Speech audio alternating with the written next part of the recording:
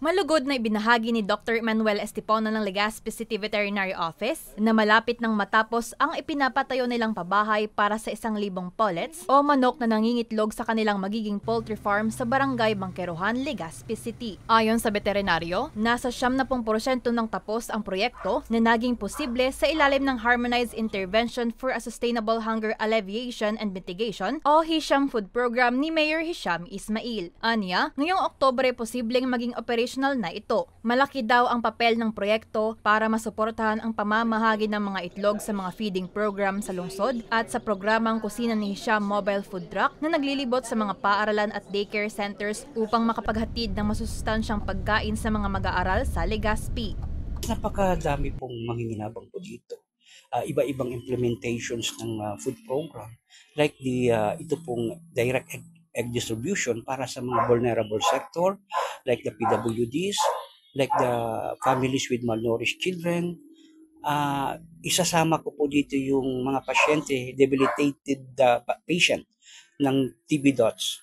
Alam niyo po, kailangan po nila ng masusustansyang pagkain.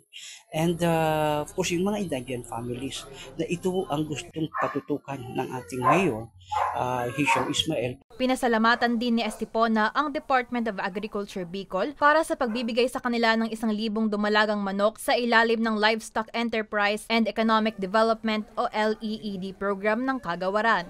Ang Department of Agriculture, grabe inaabot-abot pa ang aming pasasalamat na na-approve po yung grant na to, yung 1,000 poultry layers.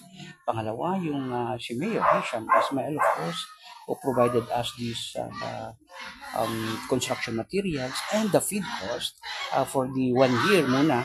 Kasi these poultry layers, mga 3 years ito, ang span of production. And yun, sinolder ko na rin po yung labor and kasama rin po namin yung mga job orders namin dito na nagtulong-tulong na maipatayo kaagad. Layunin ng proyekto na mapalakas ang seguridad sa pagkain, kalusugan at kabuhayan ng mga Legazpenyo. Para sa mga balitang Tatak Bicol, El Yanzon.